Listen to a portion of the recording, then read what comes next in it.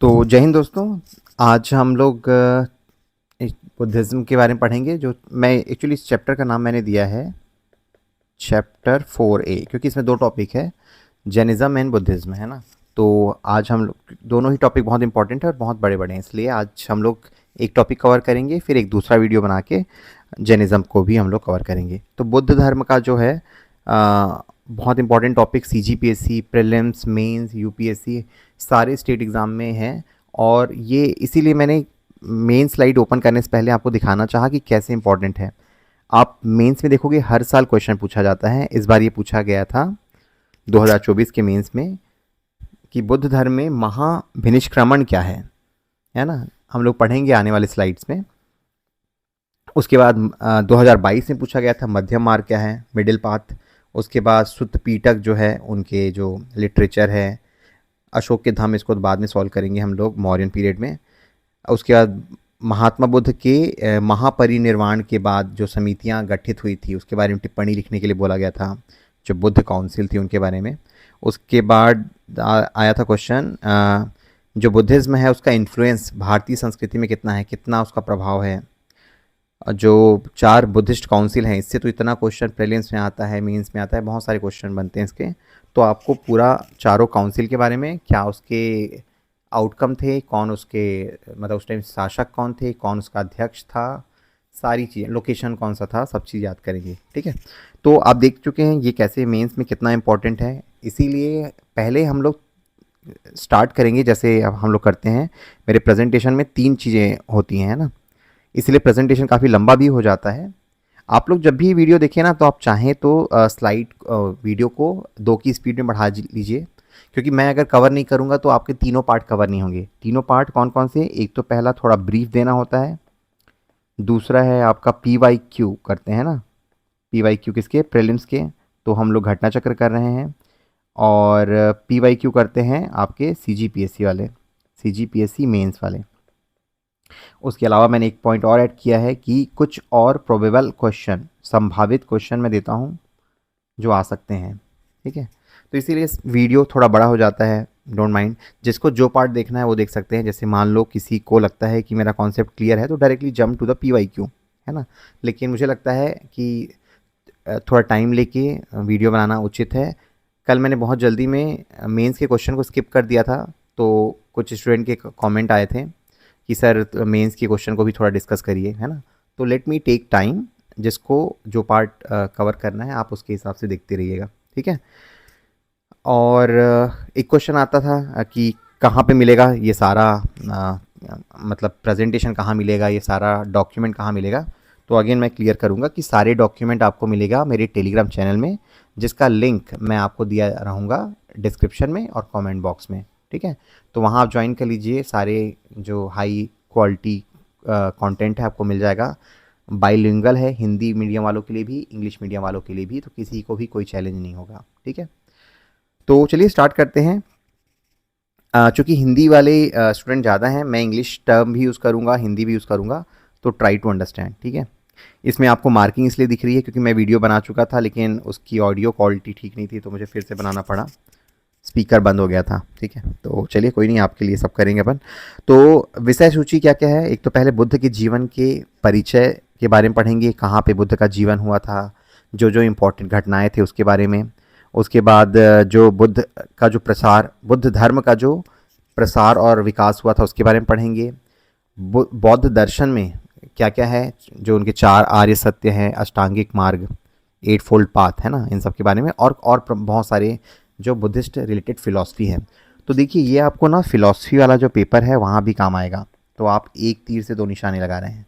ये तो टॉपिक पढ़ रहे हैं, बट साथ में आपका पेपर 6 का फिर ये बुद्धिस्ट वाला पार्ट भी कवर हो रहा है, जो कि हर साल आता है ना।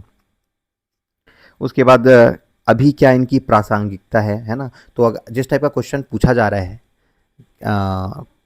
प्रेजेंट डे CGPSC में, तो किस टाइप के प्रश्न बन सकते हैं उसके भी मैंने, मतलब ये पूछ सकता है ना कि रिलेवेंस कैसा है बुद्धिज़्म का प्रेजेंट डे जनरेशन में। तो कुछ मैंने फैक्ट दिए हैं, वो आप वहाँ पे पढ़ सकते हो। और बौद्ध धर्म का जो डिक्लाइन हुआ उसके बारे में। ठीक है। तो ये पृष्ठभूमि है कि बुद्ध का जो बौद्ध धर्म का उदय 6वीं शताब्दी में हुआ था। ईसा पूर्व में 6वीं शताब्दी बीसी, और एक धार्मिक आंदोलन के रूप में हुआ था। तो एक क्वेश्चन तो ये भी बनता है कि इसमें CGPSC मेंस में कि बौद्ध और जैन धर्म के विकास के क्या कारण हैं। ठीक है, तो 3-4 कारण आप देख सकते हो कि ब्राह्मणवाद में जो ये उत्तर वैदिक पीरियड है उसमें काफ़ी कुरीतियाँ आ गई थी, है ना। जो ब्राह्मणिज्म के चलते आपके इनका डोमिनेंस हो गया था। उसके बाद काफ़ी बलि या फिर जो धार्मिक कर्मकांड था उनका बोलबाला हो गया था। जो सोसाइटी में वर्ण व्यवस्था थी उसमें 2 कास्ट जो थे काफ़ी सुपीरियर हो गए थे और बाकी उनका स्तर काफ़ी नीचे था, ब्राह्मण सबसे उच्च में थे। तो पहले जो था पूर्व वैदिक पीरियड में तो जो सेग्रीगेशन था वहाँ भी था, बट वो इक्वालिटी दिखाता था। लेकिन उत्तर वैदिक पीरियड में भेदभाव बहुत बढ़ गया, महिलाओं की स्थिति भी काफ़ी डामाडोल हो गई, है ना। और बहुत सारी कुरीतियाँ जैसे कि ये धार्मिक कर्मकांड है, पशुओं की बलि है, आहुति, है ना। और एक तो संस्कृत का इतना बोलबाला था क्योंकि ब्राह्मण मोस्टली संस्कृत का यूज़ करते थे, तो जन सामान्य से कनेक्ट नहीं कर पाते थे। फिर वहीं पे 2 करिज्मेटिक पर्सनालिटी आते हैं, एक आपके गौतम बुद्ध और एक महावीर, है ना। तो वो क्या करते हैं, जीवन के जो रहस्य हैं या फिर जीवन के जो सार हैं उसको सरल शब्दों में और साथ ही समाज में इक्वालिटी का संदेश देते हैं। ठीक है, जो हार्डकोर वर्ण व्यवस्था था उसको डिक्लाइन करते हैं। ठीक है, इवन ये वैदिक संस्कृति को भी नहीं मानते। और ये जो बलि सेक्रीफाइस जो था ना, धार्मिक कर्मकांड जो कि आम जनता के लिए बहुत खर्चीले होते थे, है ना। तो स्पेशली जैसे बलि को बोला जाए तो व्यापारी वर्ग क्या है, जानवरों का यूज़ करता था ट्रांसपोर्टेशन के लिए, सामान को एक जगह से दूसरी जगह ले जाना है। लेकिन धार्मिक कर्मकांडों में बलि का जो क्रेज़ बढ़ा था उसके चलते इनको बहुत नुकसान हुआ।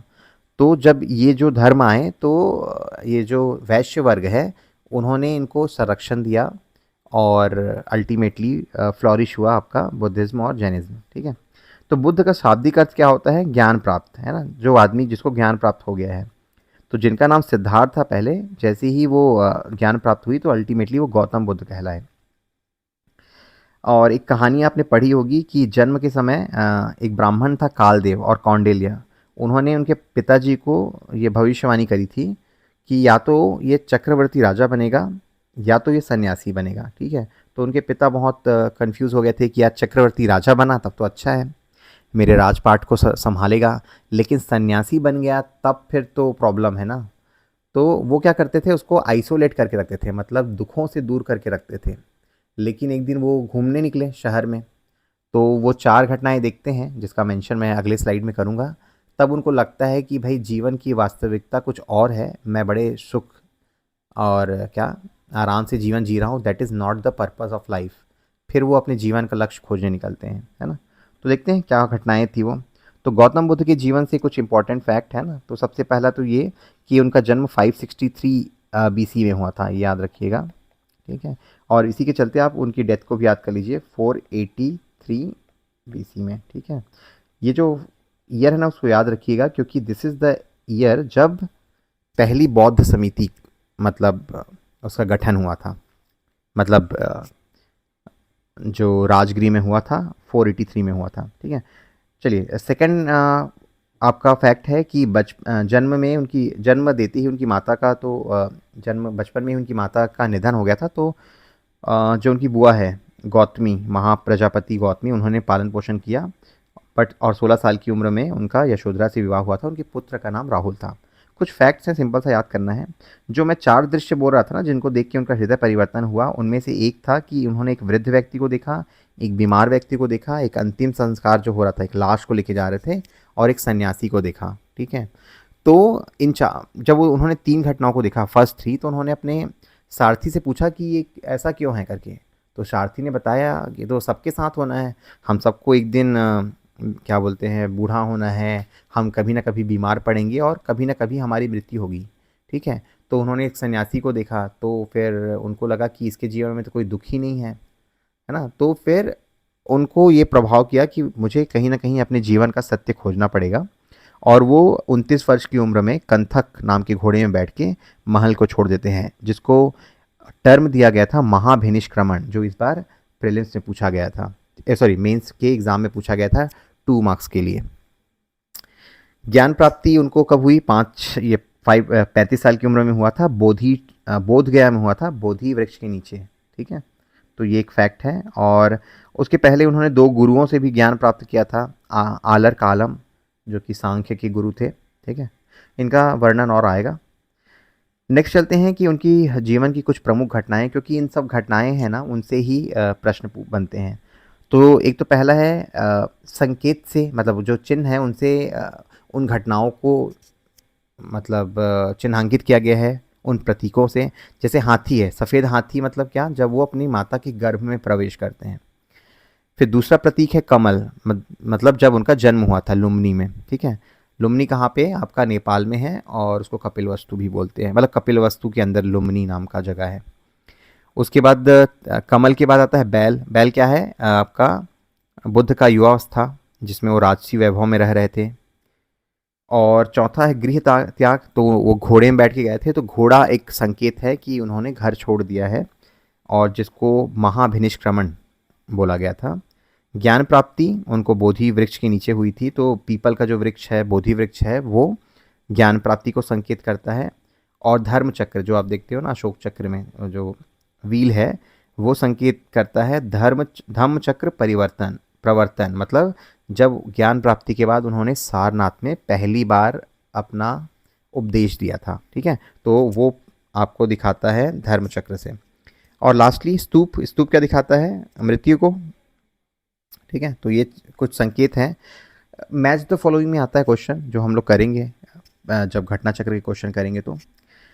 और ये इंपॉर्टेंट लोकेशन फिर से मैं रिवाइज करूंगा आपके लिए कि लुम्बिनी में जन्म हुआ था, बोध गया में बोधि ट्री के नीचे उनको ज्ञान की प्राप्ति हुई थी, सारनाथ में पहला उपदेश दिया था उन्होंने ज्ञान प्राप्ति के बाद, और कुशीनगर में उनको महापरिनिर्वाण मतलब उनकी मृत्यु हुई थी, उन्होंने देह त्याग किया था। ठीक है,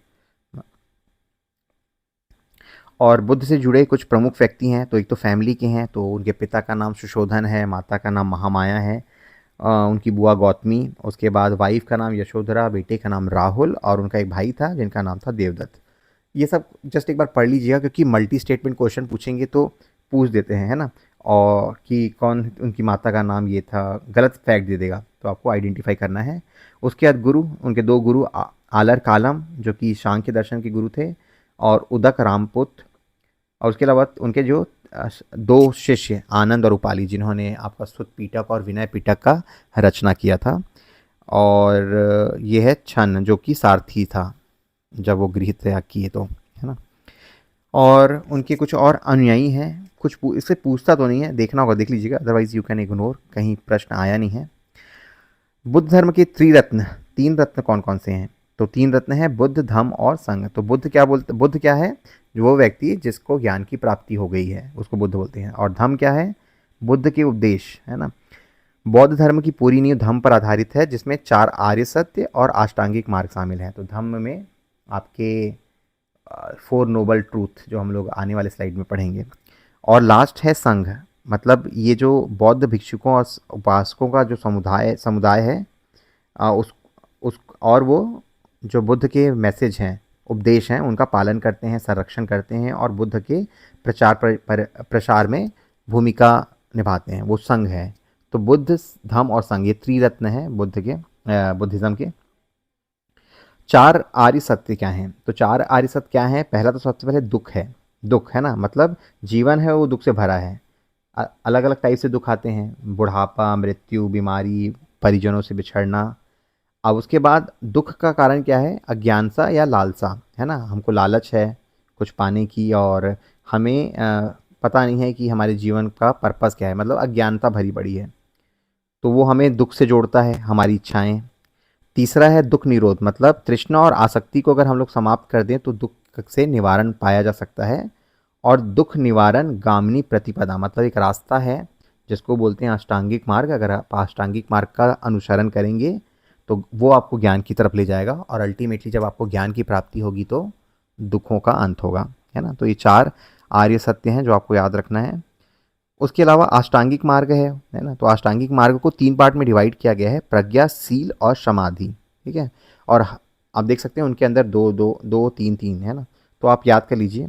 मैंने एक्चुअली इसको इंग्लिश में याद किया था, आपने हिंदी में कुछ शॉर्टकट बनाया होगा, तो मैंने इंग्लिश में कैसे याद किया था, वीटी साल ईएमसी, ईएमसी मतलब ईएमसी स्क्वायर, जो साइंस में नहीं पढ़ते हैं अपना, और साल मतलब साल का वृक्ष, वीटी। तो वी से मैंने देखा कि राइट व्यू, टी से थॉट, एस से आपका स्पीच, ए से एक्शन, एस से एल से लिविंग, और ई से एफर्ट, एम से आपका माइंडफुलनेस और कंसंट्रेशन। ठीक है, तो ये है इम्पॉर्टेंट। ठीक है, अगर ये 8 अष्टांगिक मार्ग का पालन करेंगे तो आपको ज्ञान की प्राप्ति होगी, और जब ज्ञान की प्राप्ति होगी तो आपके दुखों का निवारण होगा। ठीक है, तो आप इसको एज अ, क्या बोलूँ यार, कुछ शॉर्टकट बना के याद करिएगा। हिंदी मीडियम कर भी लिया होगा आप लोगों ने, जिन्होंने नहीं किया है एक शॉर्टकट बना लीजिएगा। मैंने ऊपर में अपना तरीका बताया मैं कैसे याद करता हूँ। अब आते हैं नेक्स्ट। बौद्ध अनुयायी थे, उनके लिए, अनुयायियों के लिए कुछ नियम थे, है ना। तो 10 नियम थे।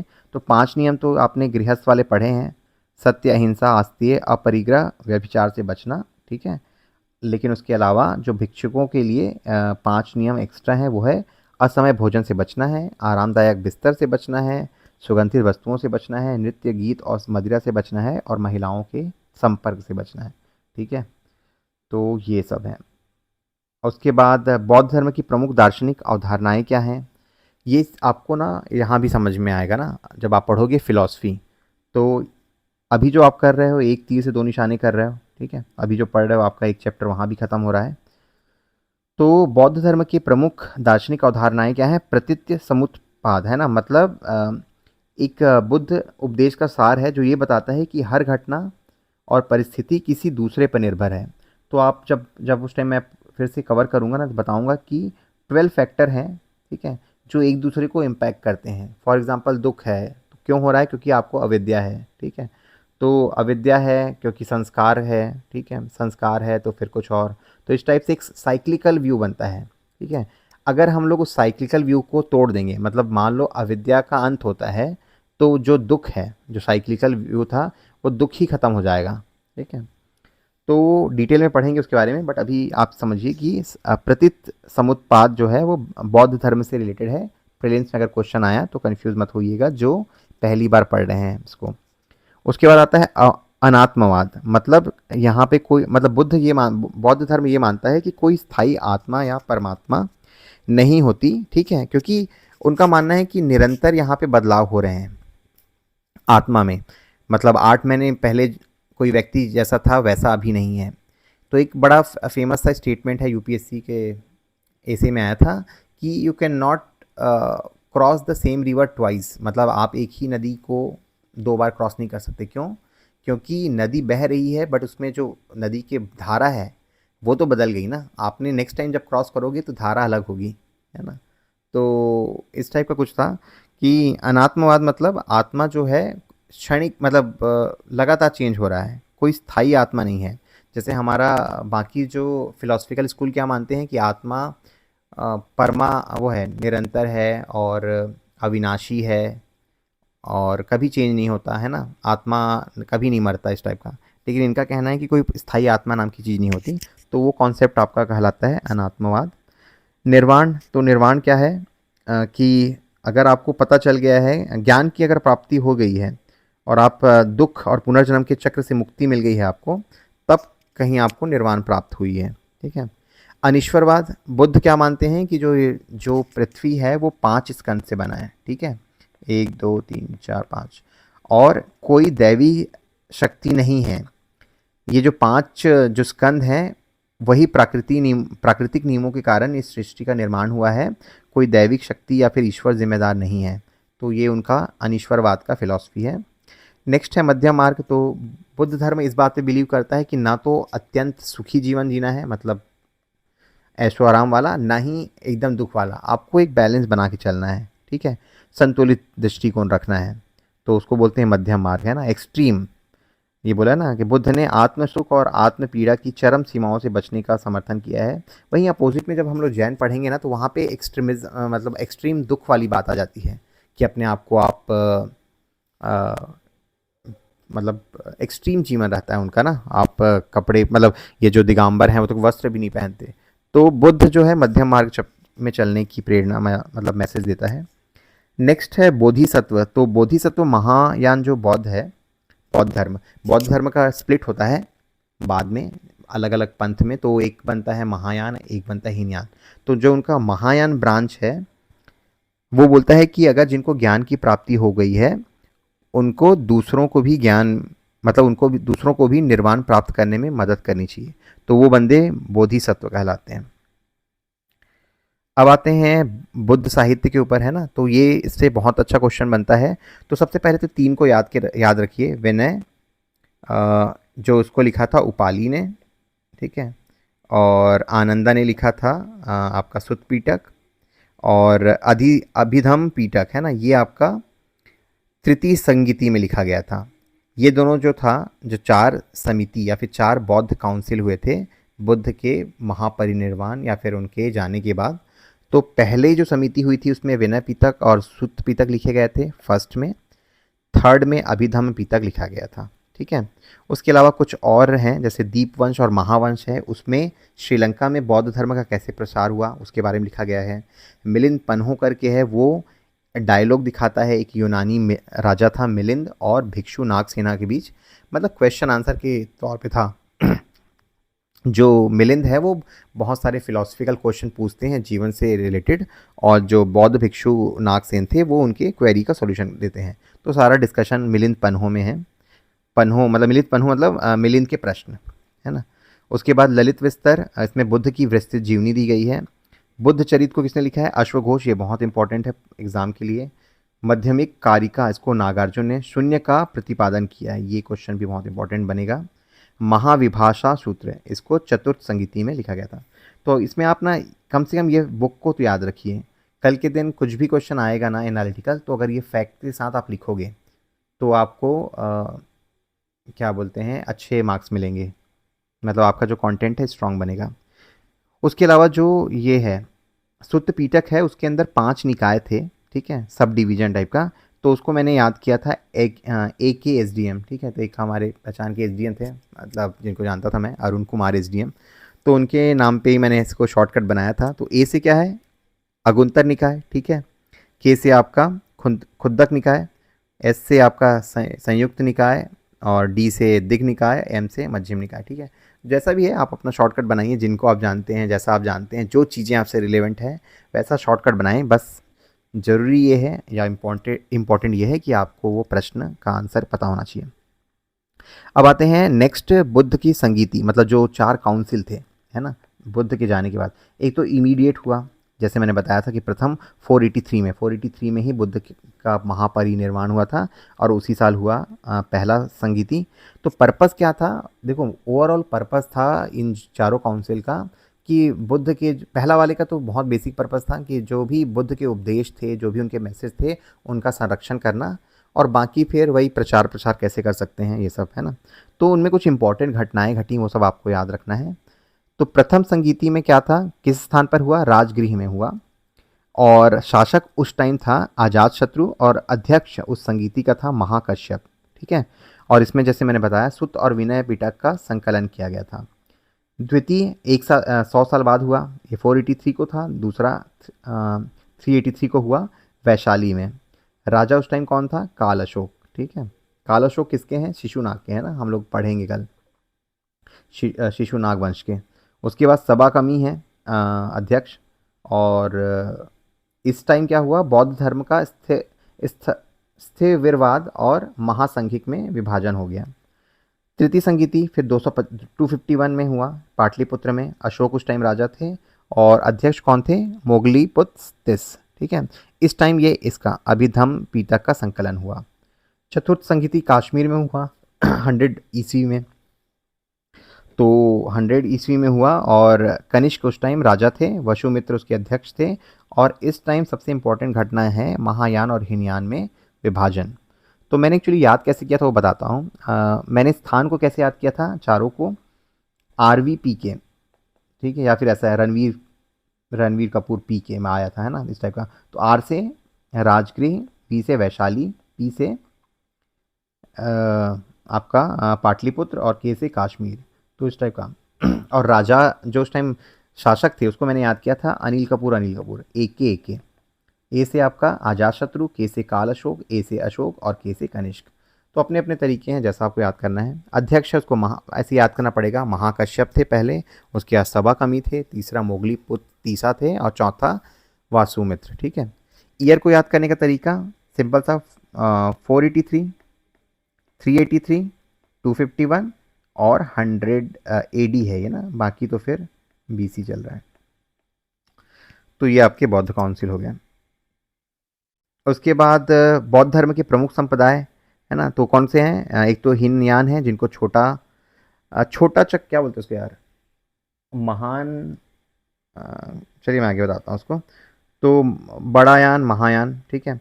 तो ये क्या थे? रूढ़िवादी संप्रदाय जो मूल शिक्षाओं का बिना परिवर्तन का पालन, मतलब जैसा बुद्ध एज इट इज़ है ना, जैसा पढ़ाया गया था, जैसा बुद्ध ने दिया था, तो वैसे ही पालन करते थे। काफ़ी मतलब ऑर्थोडॉक्स थे।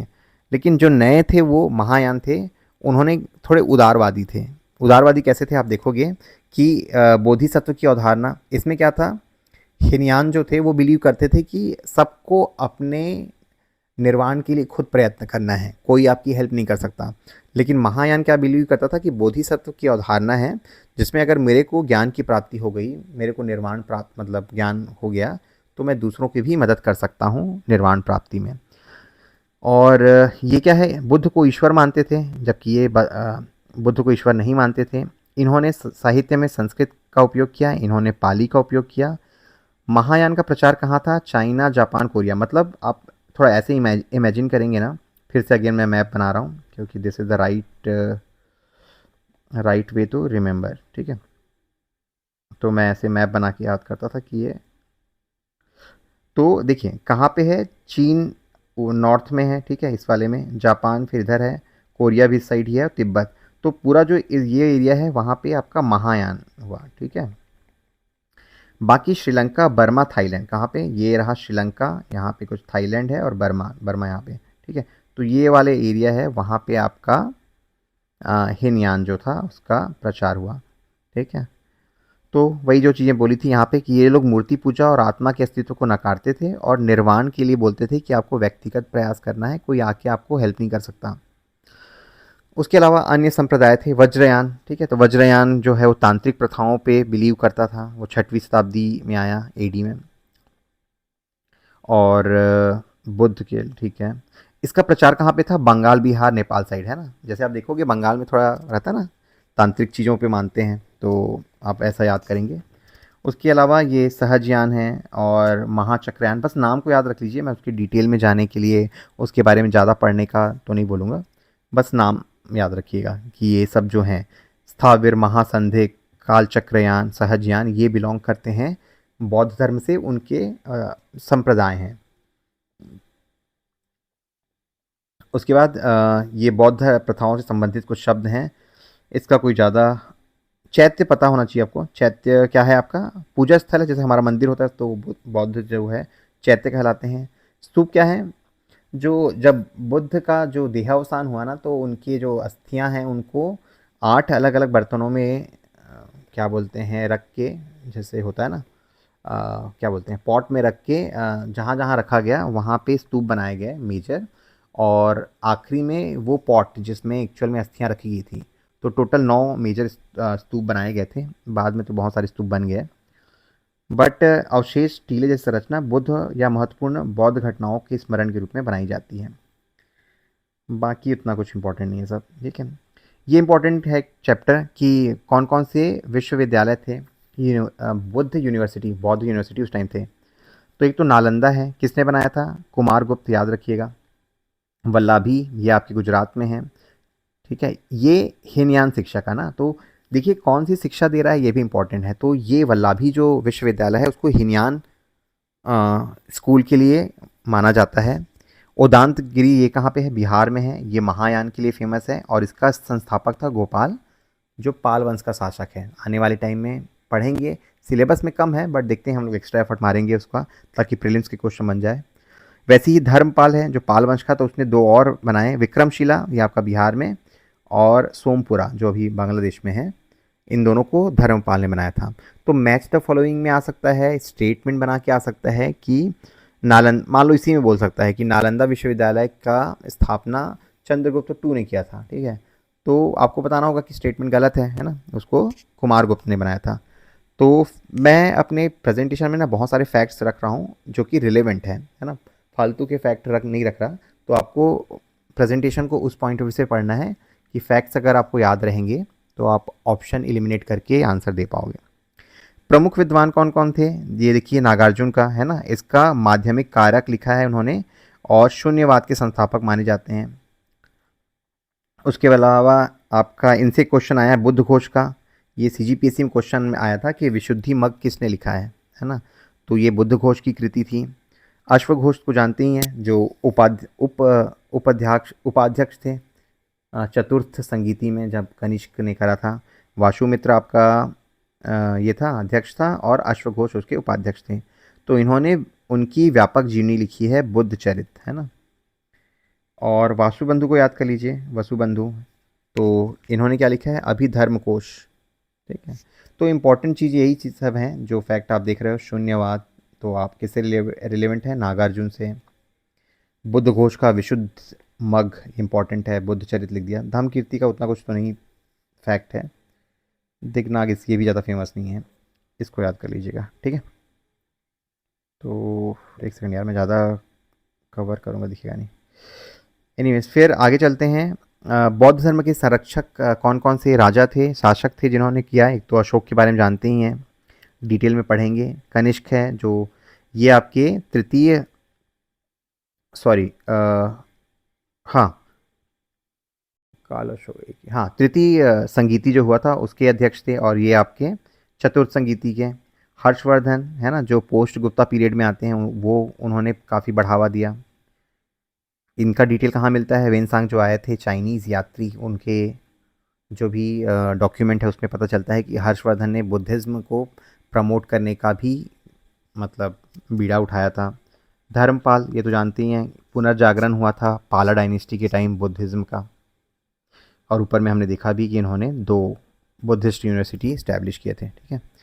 अब बुद्ध धर्म की लोकप्रियता के कारण, ठीक है, तो ये एनालिटिकल टाइप के जो क्वेश्चन आ रहे हैं ना, उसमें आप कर सकते हो। एक तो पहला है कि करिश्माई नेतृत्व, मतलब जो लीडरशिप था वो काफ़ी चार्मिंग था, है ना। गौतम बुद्ध की पर्सनालिटी इतनी अच्छी थी। उसके बाद स्थायी भाषा का प्रयोग, ये लोग पाली भाषा का प्रयोग करते थे जो कि स्थानीय लोगों के नॉलेज में था। बाद में ठीक है महायाना आया, पर स्टार्टिंग में आप देखते हो पाली का यूज़ हुआ था, और ब्राह्मण या फिर उत्तर वैदिक पीरियड में बहुत ज़्यादा संस्कृत था, तो आम जनता कनेक्ट नहीं कर पाती थी। तो लैंग्वेज जो था लोकल यूज़ करेंगे तो आपका कनेक्टिविटी बढ़ेगा लोगों से। सामाजिक समानता, है ना, इन्होंने क्या करा, जाति व्यवस्था को अस्वीकार किया और समानता पर जोर दिया। इवन महिलाओं को भी मतलब जो उत्तर वैदिक पीरियड में महिलाओं के साथ जो डिस्क्रिमिनेशन था, इन्होंने उसको दूर करने की कोशिश करी। सरलता और सुलभता, ज़्यादा ये लोग ना जटिल दार्शनिक फिलॉसफी नहीं देते थे, सिंपल जीवन के फंडे देते थे। मैंने एक्चुअली कहीं सुना था कि देखो जो मतलब कॉम्प्लेक्स चीज़ों को, कॉम्प्लेक्स फंडों को ना सिंपल तरीके से समझा देगा ना, वही बुद्ध है, ठीक है। तो वही बुद्ध ने वही करा था कि जीवन के जो शिक्षा है उसको सरल शब्दों में, ना कि बहस में दार्शनिक फिलॉसफी मार रहे हैं, बड़ी बड़ी बातें कर रहे हैं, ऐसा कुछ नहीं किया। सरल शब्दों में समझा दिया लोगों को, तो फिर वो लीडर बन गए।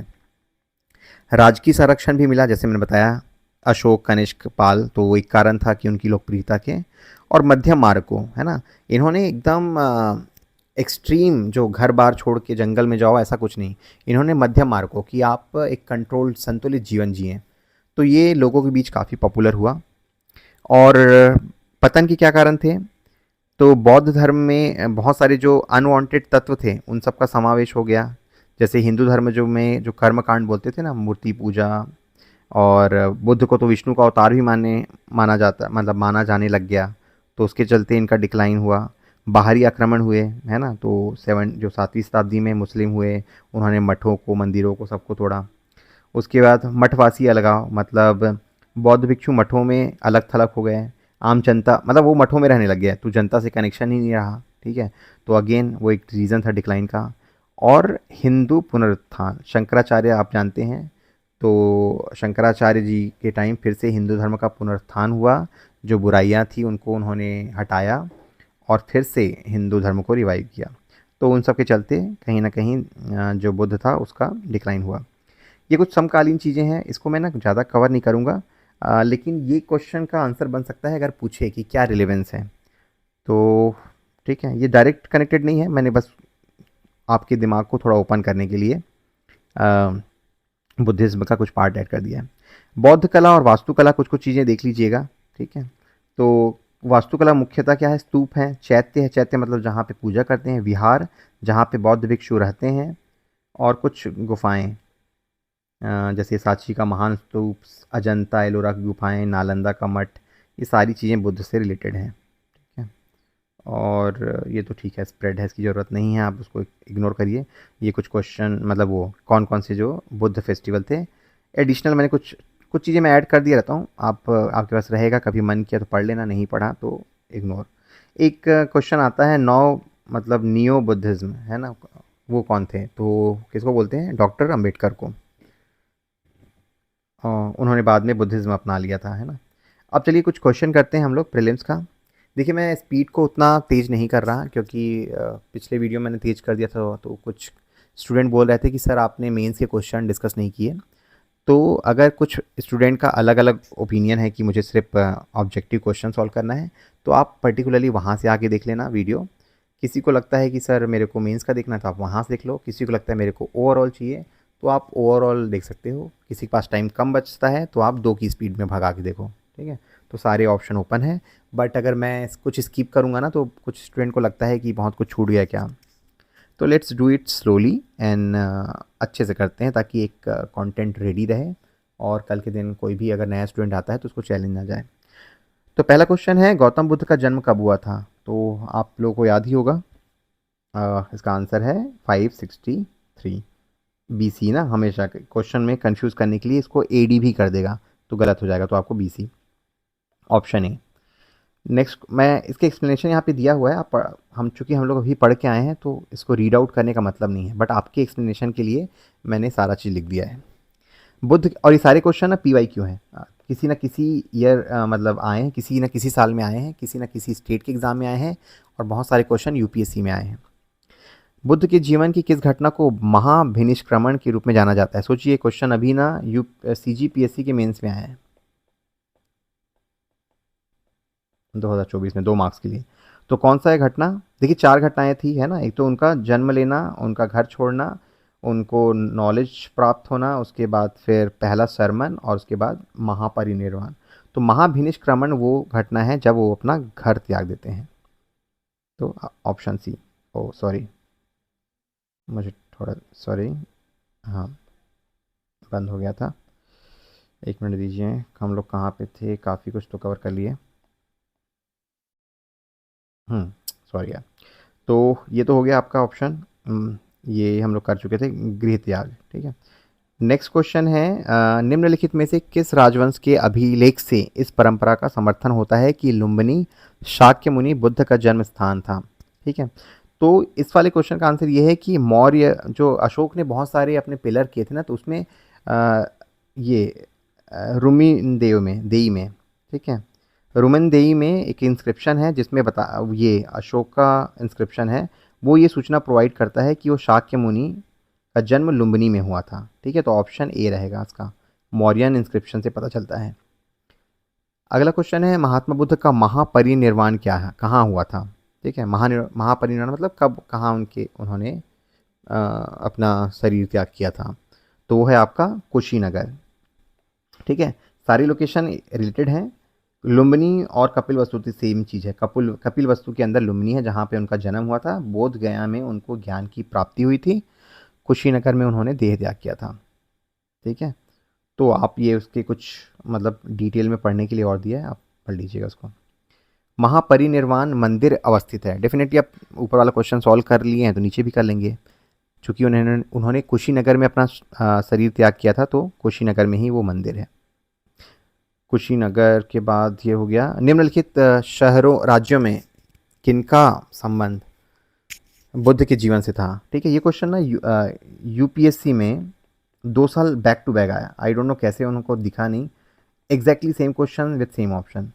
तो 2 जगह थे जहाँ पे इनका संबंध था जीवन का, एक तो था कौशल और दूसरा था मगध, तो ऑप्शन इज सी। तो कैसे ये संबंध था? महाजनपदों में से कौशल तथा मगध महाजनपद के संबंध बुद्ध के साथ थे। गौतम बुद्ध ने अपनी शिक्षा के प्रचार प्रसार हेतु मगध एवं कौशल दोनों राज्यों में भ्रमण किया। कौशल में श्रावस्ती और मगध में राजगृह प्रमुख केंद्र थे जहां बुद्ध ने अपने उपदेश दिए। ठीक है, तो एक फैक्चुअल डेटा है, इसको याद करेंगे आप। निम्नलिखित में से कौन सा एक बौद्ध मत में निर्वाण की अवधारणा की सर्वश्रेष्ठ व्याख्या करता है? तो निर्वाण की डेफिनेशन क्या है, क्या परिभाषा है ना? तो चारों को पढ़ेंगे आप तो आप देखोगे कि सबसे पहला ऑप्शन तृष्णा रूपी अग्नि का शमन है ना, अपनी इच्छाओं को कंट्रोल करना ही तो निर्वाण है। तो option A is the correct answer. फिर आया है कि आलर कालम कौन थे? ठीक है, तो आलर कालम कौन थे? उनके प्रथम गुरु थे, बुद्ध के गुरु थे, दो गुरु थे तो उनमें से एक ये थे। नेक्स्ट क्वेश्चन है, महात्मा बुद्ध ने अपना पहला धर्म चक्र प्रवर्तन मतलब ज्ञान प्राप्ति के बाद उन्होंने कहाँ अपना पहला शर्मन किया था, मतलब कहाँ उन्होंने अपना पहला उपदेश दिया था? तो ये था आपका सारनाथ में। उसके बाद आते हैं नेक्स्ट क्वेश्चन, बुद्ध ने सर्वाधिक उपदेश दिए थे, कहाँ पे सर्वाधिक उपदेश दिए थे? तो ये फैक्ट है, ये श्रावस्ती, जैसे ऊपर में आपने पढ़ा ना कि दो जगह वो पहुँच गए थे, Shravasti is one of them, है ना? तो श्रावस्ती था जहाँ पे उन्होंने सर्वाधिक उपदेश दिए। बुद्ध की मृत्यु के पश्चात प्रथम बौद्ध संगीति कहाँ हुई थी? फर्स्ट बुद्धिस्ट काउंसिल कहाँ पे हुआ है? तो फर्स्ट बुद्धिस्ट काउंसिल की अध्यक्ष कौन थे बोल रहे हैं, ठीक है, याद रखिए ना, उन्होंने शासक नहीं बोला है। अगर शासक बोलते तो आप अजातशत्रु डालते, लेकिन यहाँ अध्यक्ष बोला है तो ऑप्शन महाकश्यप है, ऑप्शन ए करेक्ट। ठीक है, नेक्स्ट क्वेश्चन है, कश्मीर में कनिष्क के शासन काल में जो बौद्ध समिति हुई उसके अध्यक्ष कौन थे?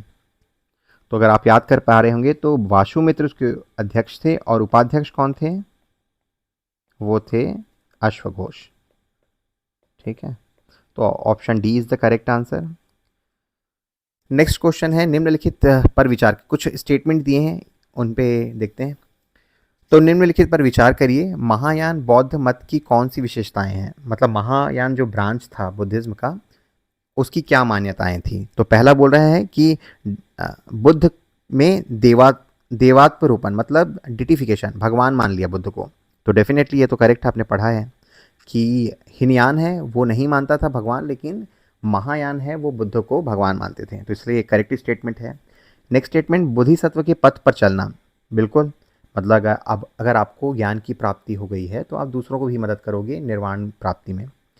मूर्ति उपासना तथा अनुष्ठान, बिल्कुल आपने देखा ना कि धीरे धीरे करके उनमें कुछ हिंदू धर्म की कैरेक्टरिस्टिक आ गए, तो वहाँ भी मूर्ति पूजा होने लग गया। तो तीनों ही स्टेटमेंट करेक्ट हैं, तो option D is the right answer. अब आते हैं नेक्स्ट क्वेश्चन, निम्नलिखित 4 स्थानों में से हुई बुद्ध संगीतियों मतलब जो बुद्धिस्ट काउंसिल हुए थे उनका सही क्रम क्या है? तो मैंने आपको एक शॉर्टकट बताया था। अगर लोकेशन की बात करें तो RVPK, ठीक है, मजाक से मैंने बोला था कि रणवीर कपूर पी क्या है, ताकि आपको याद रहे। तो आर से क्या आएगा? राजगृह, तो 2, उसके बाद वैशाली 1, P मतलब 4 और 3, तो where is the answer? D is the answer. ठीक है, बुद्ध के जीवन की 4 महत्वपूर्ण घटनाओं और उनके संबंधित स्थल का नाम बता दें, यही सब क्वेश्चन पूछते हैं लोग। तो बर्थ कहाँ हुआ था? आपका लुम्बिनी में हुआ था। तो फर्स्ट का A का 3, तो आई थिंक A का 3 यहीं पे, A का 3 हो गया। ज्ञान प्राप्ति कहाँ पे हुई थी उनको? बोध गया में हुआ था, तो B का 2, हाँ B का 2। और प्रथम सरमन मतलब जहाँ पे पहला उपदेश दिया था वो था सारनाथ, तो C का 3, तो ये आपका option C is the correct.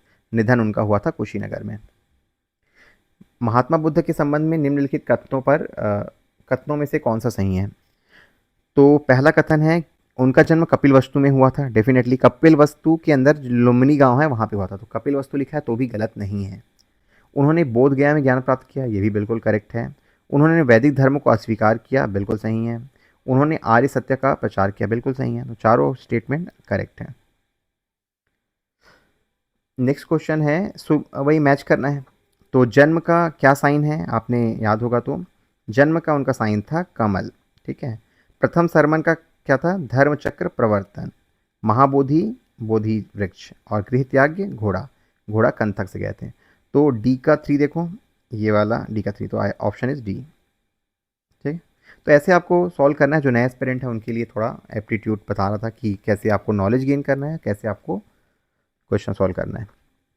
Next आते हैं, अष्टांग मार्ग की संकल्पना के 4 अंग हैं, की संकल्पना अंग है, तो अष्टांग मार्ग का क्या कहना है आपका कि ये वाला द कंटेंट ऑफ धर्मचक्र प्रवर्तन, मतलब धर्मचक्र परिवर्तन की विषय वस्तु ही अष्टांग मार्ग था।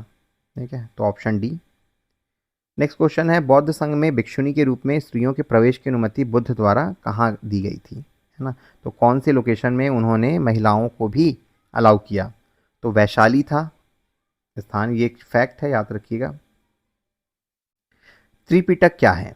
तो त्रिपिटक ऑप्शन है गांधी जी के 3 बंदर, ब्रह्मा विष्णु महेश, महावीर के 3 नगीने, या फिर बुद्ध के उपदेशों का संग्रह। तो त्रिपिटक क्या है आपका? Option D.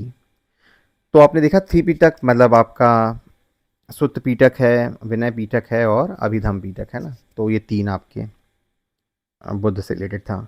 बुद्ध की 80 फुट की बड़ी प्रतिमा जो बोध गया में है, उसका निर्माण किसने किया है? आप लोग गए बोध गया? मेरे को जाने का मौका मिला था, मेरे एक दोस्त की शादी थी, तो वो प्रतिमा है वो जापानियों ने बनाया है। ठीक है। सर्वप्रथम स्तूप शब्द कहाँ मिलता है? तो अब आपको कन्फ्यूजन हो गया यार, स्तूप तो बुद्धिज्म में है, तो जातक कथा डाल दूं क्या करके, टेम्पटेशन रहेगा। बट स्तूप का मतलब क्या है वो देखेंगे। तो इसका जो वर्णन है ना, सबसे पहले ऋग्वेद में मिलता है। और स्तूप का अर्थ क्या होता है? स्तूप का अर्थ होता है किसी वस्तु का ढेर। ठीक है, तो ये ऋग्वेद में सर्वप्रथम पाया गया। इसके अतिरिक्त अथर्ववेद और बाकी और भी जगह उसका वर्णन है। निम्नलिखित में से किसे एशिया की ज्योति पुंज के रूप में जाना जाता है? मतलब थोड़ा अच्छा क्लासी टाइप का क्वेश्चन लग रहा है, मुझे भी नहीं पता होता, बट चूंकि हम लोग गौतम बुद्ध के बारे में पढ़ रहे हैं तो ऑफकोर्स आंसर है गौतम बुद्ध। किसने कहा है वो याद रखिएगा ना। तो इसको कहा है एडविन अर्नॉल्ड ने, और अपनी एक बुक लिखी थी जिसका नाम था द लाइट ऑफ एशिया। और ये बुक किस पे थी? ललित विस्तार पे बेस्ड थी। ठीक है, यह पुस्तक 1879 पे लिखा था। नेक्स्ट क्वेश्चन है, संसार अस्थिर और क्षणिक है, यह निम्न में से किससे संबंधित है? फिलॉसफी है कि मोमेंट्रीनेस, क्षणिकवाद, है ना? तो क्षणिकवाद किस में आता है? बुद्धिज्म में। तो answer is A. Sir Edwin Arnold की book the light of Asia, just हमने क्वेश्चन सॉल्व किया, आधारित है, वो आधारित है ललित विस्तार पे। ये किताब है बुद्धिज्म वाला, आपने जो पढ़ा है ऊपर में। निम्नलिखित कथनों पर विचार करना है कि पश्चिम गोदावरी जिले के गुंदुपल्ली में प्रारंभिक चैत्यगृह और विहार विहार चट्टानों को काटकर बनाए गए हैं। सही है। एक्चुअली मैक्सिमम जो चैत्यगृह और विहार है ना, चट्टानों को काटकर ही बनाए गए हैं। पूर्वी दक्कन के चैत्य और विहार साधारणतः चट्टानों को काटकर बनाए गए। दोनों स्टेटमेंट ही करेक्ट हैं। ठीक है।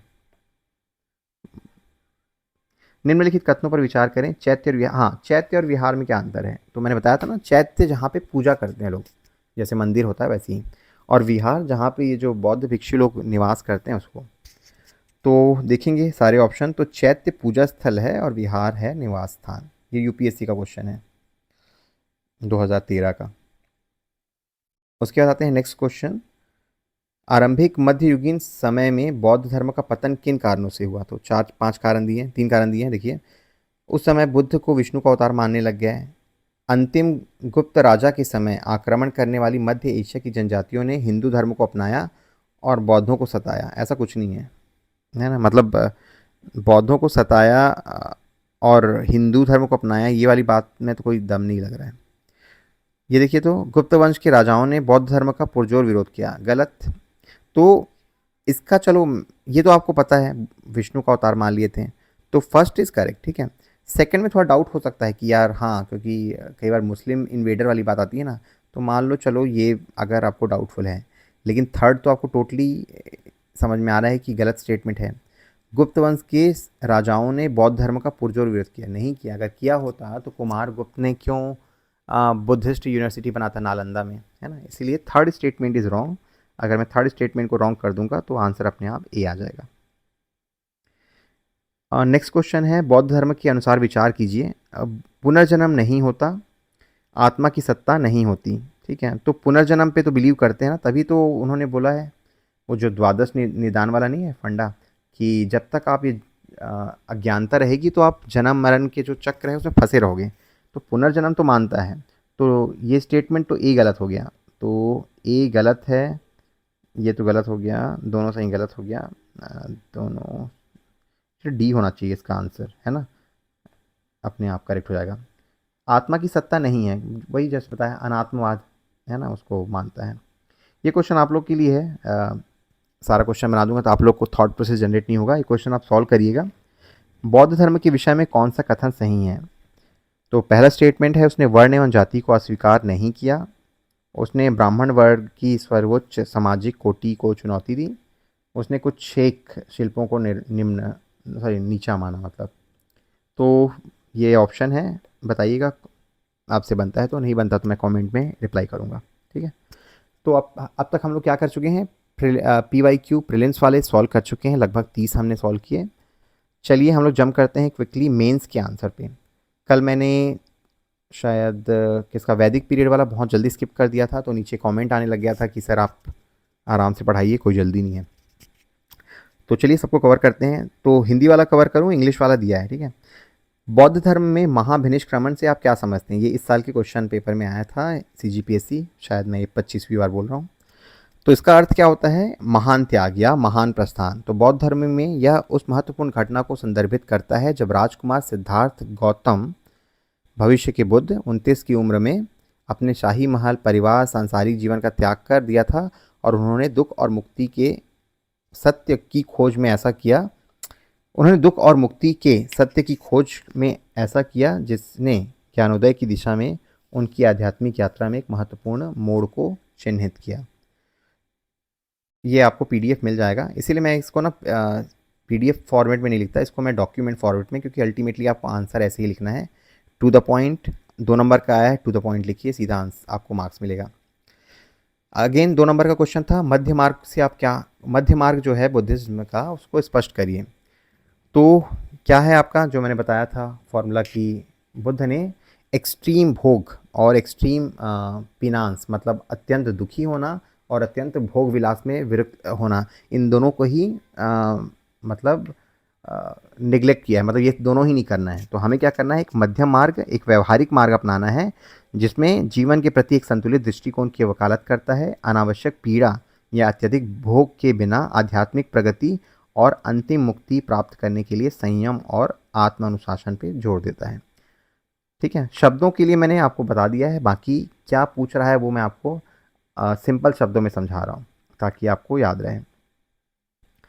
सुत्त पिटक के जो 5 निकाय हैं, तो जैसे मैंने बताया था ना आपको, AK SDM, ठीक है, अरुण कुमार SDM मैंने आपको याद किया था, तो आप उसको याद कर लीजिएगा। इसी बहाने मैंने सर को भी याद कर लिया, उनसे 2 बार मुलाकात हुई थी, तो उन्होंने काफ़ी मुझे मतलब CGPSC फोकस करने के लिए मोटिवेट किया था। उस टाइम मैं UPSC दे रहा था, तो शॉर्टकट के माध्यम से उनको याद कर लेता हूँ मैं।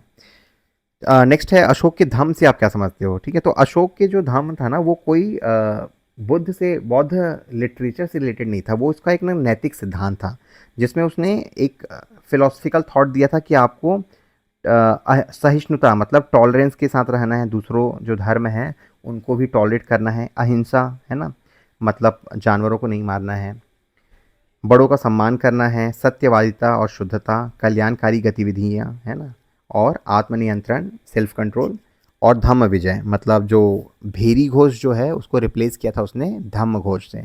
ठीक है, तो ये उसके मुख्य सिद्धांत थे, इसको आपको याद रखेंगे। इसका ना मतलब ये बोला जाता है कि कोई ऐसा बुद्धिस्ट फिलॉसफी कुछ नहीं है, एकदम मोरल थॉट था कि जो उसके सब्जेक्ट थे, जो उसके राज्य में लोग थे, उनको ऐसा जीवन जीना चाहिए जिसमें परस्पर टॉलरेंस हो लोगों के प्रति, नॉन वायलेंस हो, respect for elders, truthfulness, purity और वेलफेयर एक्टिविटी और सेल्फ कंट्रोल। इसलिए आपने देखा होगा कि जब कलिंग वार हुआ था उसके बाद उसने क्या करा था, ये वेलफेयर, मतलब वेलफेयर अप्रोच अपनाया था और सारे युद्ध सब बंद करवा दिए थे। अगला क्वेश्चन है आपका, महात्मा बुद्ध के महापरिनिर्वाण के उपरांत हुई विभिन्न बौद्ध समितियों के विषयक टिप्पणी लिखिए। तो मैंने बताया वही जो हमने पूरा डिटेल में पढ़ा है, but again I will repeat कि जो पहली परिषद हुई थी, अब चाहो तो उसका टेबल फॉर्म में भी लिख सकते हो ना, कि पहले पहली सभा कहाँ हुई थी, राजगिरी में हुई थी, जो मैंने शॉर्टकट बताया था RVP के, ऐसा है ना। तो राजगिरी में हुई थी, वहाँ पे सुत्त पिटक और विनय पिटक का वो हुआ था, संहिताकरण हुआ था, उसकी रचना हुई थी और कंपाइलेशन हुआ था, सॉरी। और द्वितीय परिषद में क्या हुआ था, दो उसके सब पार्ट बने थे, स्थविरवाद और महासांघिक में डिवीजन हुआ था। तृतीय परिषद में क्या हुआ था, अभिधम्म पिटक का रचना हुआ था, कंपाइलेशन हुआ था। और चतुर्थ परिषद में आपका हीनयान और महायान में डिवीजन हुआ था। ठीक है, तो ईयर लिख देंगे, अशोक कौन कौन राजा थे। बड़े मार्क्स के लिए आया तो और लिखिएगा, 2 मार्क्स के लिए था तो इतना फैक्ट काफ़ी है।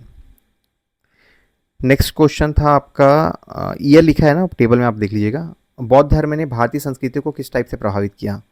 तो अगेन क्या क्या कल्चरल इम्पैक्ट थे, एक तो आपका कला और वास्तुकला, बुद्ध के चलते बहुत सारी जगह आपको चैत्य विहार स्तूप दिखेंगे, मूर्ति कला है ना, जो गांधार और मथुरा कला है वो नॉर्मली मतलब आपको दिखेगा बुद्ध की प्रतिमा ही बनाते थे, है ना। गुफा में वास्तुकला, अजंता और एलोरा, तो ये कला के एंगल में बहुत सारे डेवलपमेंट हुए बुद्धिज़्म के चलते हुए। साहित्य में पाली और संस्कृत, है ना, और बहुत सारे विश्वविद्यालय बनाए गए। दर्शन, एक नया दर्शन आया कि मध्यम मार्ग वाला, कर्म और पुनर्जन्म इसको मानता ही था, और अहिंसा की फिलॉसफी आई। समाज में क्या बदलाव आया, इक्वालिटी आई, समतावाद, है ना, और भिक्षुओं की भूमिका, मतलब वो लोग मठ बना के रहते थे। राजनीतिक प्रभाव ये था कि अशोक ने इन्हीं सबसे इंस्पायर होके अपना धम्म का सिद्धांत दिया था। उसके बाद एक क्वेश्चन है, ये शायद जो हम लोग कर लिए हैं, कि कहाँ पे 4 काउंसिल हुए थे। तो वही आप याद करोगे ना, RVP के, राजगीर, वैशाली, पाटलिपुत्र, कश्मीर, तो आप लिख दोगे इसको। नेक्स्ट है, बौद्ध धर्म के प्रमुख संप्रदायों की संक्षिप्त व्याख्या कीजिए। तो आप हीनयान और महायान है, उसके अलावा यहाँ पे वज्रयान को भी लिख दीजिएगा। ठीक है, जो कि तांत्रिक शक्तियों को मानता था। ठीक है, तो इतने में आप आंसर कर पाओगे। 2 नंबर का था या 4 नंबर का था, 2 नंबर का था, तो ज़्यादा लंबा लिखने की ज़रूरत नहीं है।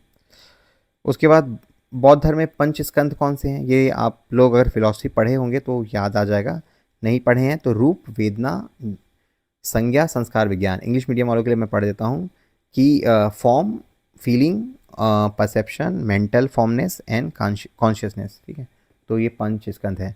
तो ये पंच स्कंद का कहाँ पे वर्णन आया था, मैंने जब आपको पढ़ाया था, तो कि बुद्ध यही नहीं मानते कि ईश्वर ने रचना की है। उनका कहना है कि पंच स्कंद हैं, उनका एक नेचुरल रूप से समागम हुआ है, तो फिर सृष्टि की रचना हुई है, कोई मतलब गॉडली पावर नहीं है, ऐसा उनका मानना था।